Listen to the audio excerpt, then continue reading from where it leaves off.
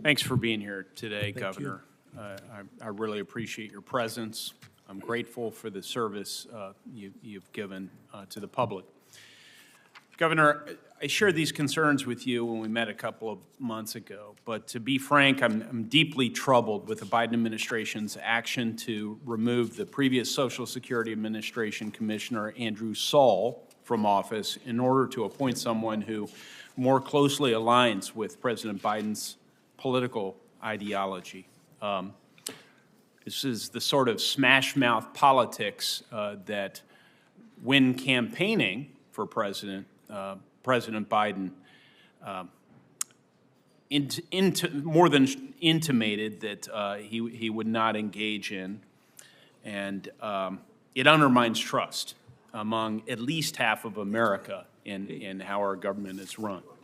So I plan to spend my time today, I think you'll find blessedly, understanding what your priorities for the SSA would be if you're confirmed, but I want to be upfront that I do have serious concerns about the way in which that situation was handled, how you were nominated, and the implications it has for the ability of the Social Security Administration to administer benefits going forward when the agency is subjected to this type of politicization. So moving on, as you're no doubt aware, Governor, the Social Security Administration has struggled to retain and to hire the appropriate workforce. Additionally, the administration has had some challenges getting individuals to return to the office. A recent testimony released by the agency highlights that most field office employees report on-site at least 3 days a week. However, my office has repeatedly heard from constituents who are unable to receive the in-person help that's necessary to address their outstanding casework issues. So, Governor, what are your views on telework as it applies to SSA and its workforce? It's my views on telework. I mean, overall, public sector, private sector, ever since the pandemic, when we were all told suddenly go home and do your best to work from home, that sort of adversity put stresses on a lot of organizations. Fortunately, for some aspects of SSA, they had already been piloting some telework, but it was it threw a huge challenge up for administrators. The main test for whether we have staffing right in the field offices is whether people who want face-to-face meetings can get them.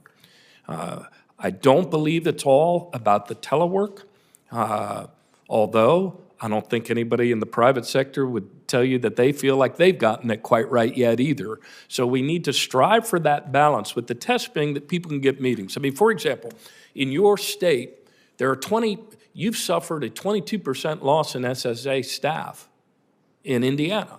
So whether somebody's going to an office in Fort Wayne or Indianapolis, that's like 1 out of 5 people just aren't there. It's not about them teleworking, they aren't filled. Similarly, in your disability determination, we bemoan the long time that takes, but you've seen an erosion of about 20% in your state's DDS, those state employees that are reimbursed by the federal government. So we need to do 3 things all at once as we assess this. With that North Star of people being able to get meetings face-to-face when they need them, we need to strike a better balance. We need to hire more people more quickly. We need to retain the people we have, and we need to speed up a few other things like training as well.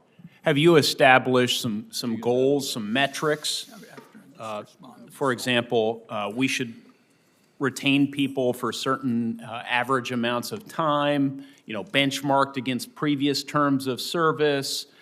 People should be able to land an in-person appointment within X or Y days of requesting one during different times of the year. Do you have some metrics laid out for this? I have some in my imagination, but I haven't quite, because I'm not there, I can't do more than read a lot of the public documents. But this is something I But presume. that's where we would go. I Okay. found in leading a state and leading a city, the best ideas in terms of leading actions, tactics, strategies came from listening to the people, repeatedly who are on the front lines doing that work. But that's what we'll get.